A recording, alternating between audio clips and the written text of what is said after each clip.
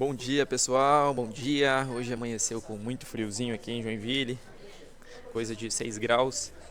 Então estamos aqui agasalhado e recebendo também um conforto, um aquecimento no nosso intelecto, no nosso espírito.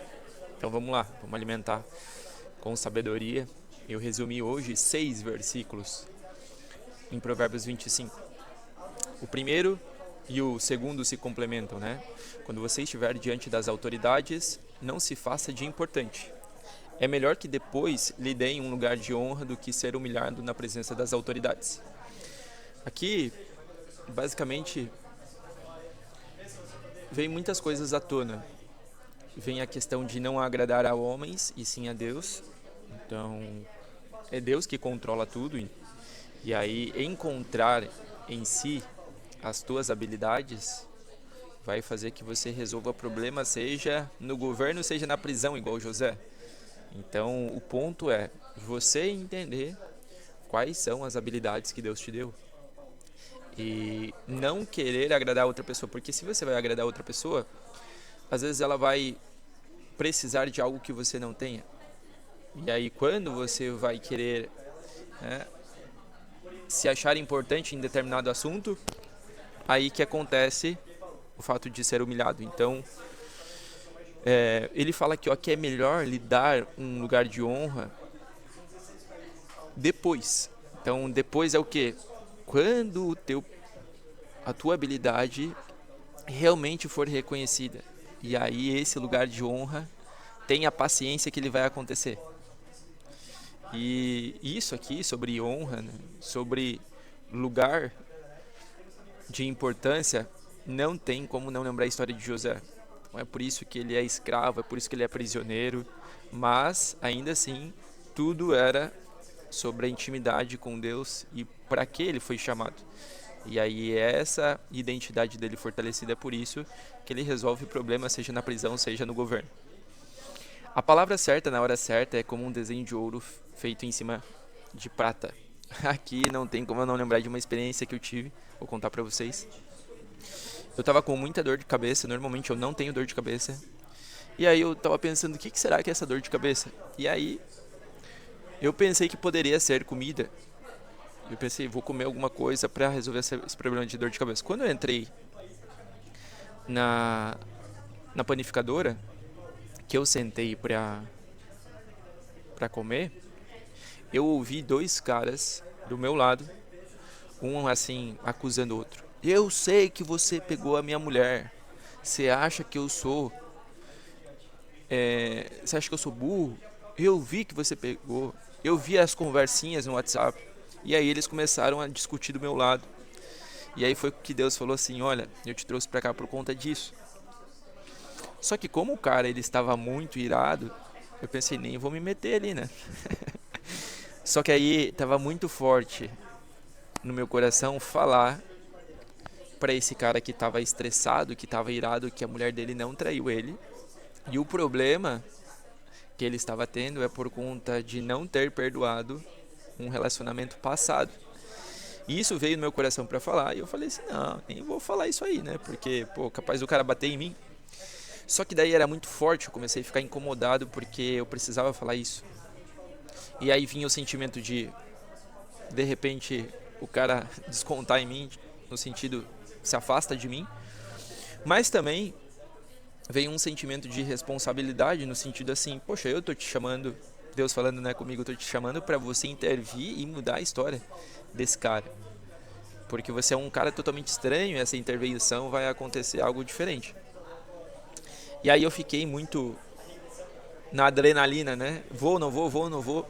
E eu mandei mensagem para um pastor. E aí ele falou exatamente isso. A palavra certa na hora certa é como um desenho de ouro feito em cima de prata. Então eu peguei, pedi licença. Falei assim, olha, desculpa interromper vocês dois aqui. Eu não vim aqui para escutar a conversa de vocês, mas acabei ouvindo. E Deus me pediu para eu te falar algo. E não sei se pode fazer sentido para você, mas o que eu vejo é que esse cara, ele não traiu você. com a sua esposa, mas é o teu coração precisando liberar perdão por relacionamentos passados. Você teve algum relacionamento que te feriu muito? Aí o cara quase que desabou. Ele falou assim pra mim: cara, muito obrigado por você ter interferido aqui, porque isso aí foi como uma resposta pra mim, porque realmente eu tava pensando coisa muito errada em fazer. Então, aí eu falei, então tá, né, que Deus abençoe vocês, e me retirei da lanchonete. E quando eu saí lá da panificadora, na realidade, quando eu saí da panificadora, isso foi lá em Foz do Iguaçu, eu comecei a me emocionar, comecei a chorar, porque quando Deus ele nos dá uma missão, a gente tem que ser corajoso. É. E aí eu vejo até como esse fator aqui, ó, de vez de eu ser humilhado, eu recebi uma honra ali. Porque primeiro eu reconheci a autoridade do pastor me instruindo, então ele me passou inclusive esse versículo. E eu entendi que estar bem naquela situação é que eu não estava me intrometendo, tipo assim, não, deixa eu dar um conselho aqui pra vocês. Não, de repente eu tinha recebido uma porrada, mas o fato de depois de eu ouvir aquilo e Deus falar comigo, aí que deu certo, e inclusive esse cara não fez algo que poderia ser muito trágico. Então vamos lá. 4. Quando alguém está querendo aprender, o conselho de uma pessoa experiente vale mais do que anéis de ouro ou joias de ouro puro. Olha que interessante esse. A sabedoria, né, se resume com o que Salomão pediu para Deus. Deus me dá sabedoria.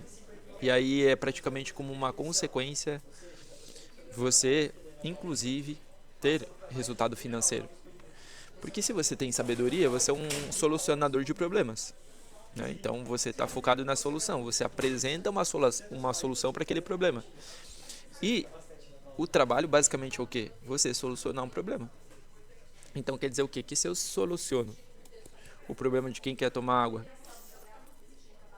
durante o trabalho, eu estou vendendo essa garrafinha. Se eu soluciono o problema de quem quer tomar água no Brasil, eu estou vendendo garrafinhas para o Brasil inteiro. Então, esse resultado financeiro, ele pode vir sim como uma consequência de a gente entender com aqueles experientes, aqueles que já têm a sabedoria, aqueles que já têm o resultado. E aqui eu quero associar o resultado da pessoa. Então, você quer ter um bom relacionamento com a sua esposa, quem que você tem que escutar?